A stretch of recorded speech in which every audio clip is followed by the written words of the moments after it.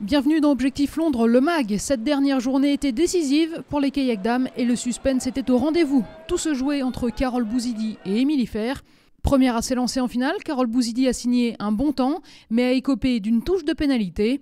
Et elle a dû patienter jusqu'au bout pour voir Émilie Fer s'élancer. Cette dernière a réalisé un sans faute et un meilleur chrono.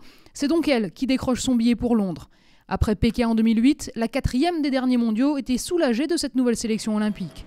Mais elle a contenu sa joie à l'arrivée, une belle marque de respect vis-à-vis de sa coéquipière de club, Carole Bouzidi.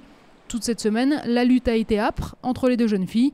Émilie Fer revient sur sa sélection. Finalement, on a très bien navigué toutes les deux, on fait une ou deux sur chaque course.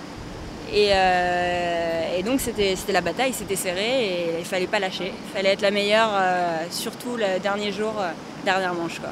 Maintenant, ouais, je peux dire, ça y est, je suis sélectionnée et bien heureuse parce qu'il y a eu la manière. Carole et moi, on a très bien navigué sur la finale. Donc je savais d'avance que ça allait être dur et qu'aucune des deux n'allait lâcher le morceau. Mais c'était un très bon travail justement pour la suite, quoi. Si en canoë biplace on connaît déjà les sélectionnés pour les Jeux de Londres, la course d'aujourd'hui permettait d'attribuer les tickets pour les championnats d'Europe et les manches de Coupe du Monde. Pour la forme donc, c'est le duo Denis Gargaud-Fabien Lefebvre qui s'est imposé. Une victoire pour l'honneur pour la paire vice-championne du monde dont l'avenir semble incertain.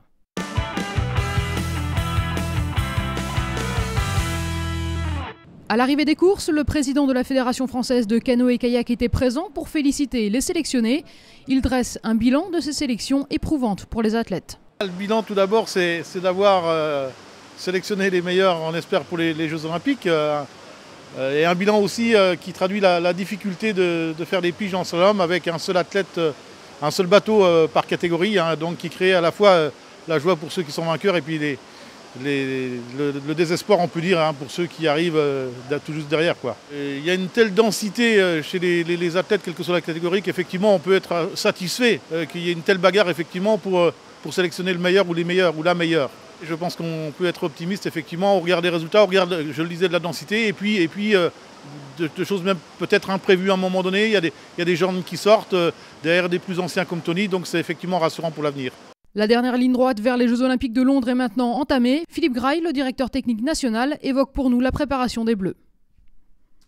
Elle est déjà toute cadrée puisqu'on a des temps de préparation à Londres. Donc entre les temps de préparation à Londres prévus et puis les championnats d'Europe, la Coupe du Monde, tout va s'enchaîner. En fait, on a 4 mois, mais le timing est très serré. C'est 4 mois qui vont passer très vite pour les Français ? Certainement, pour les Français et pour les autres. Ces 4 mois, c'est à la fois court et long.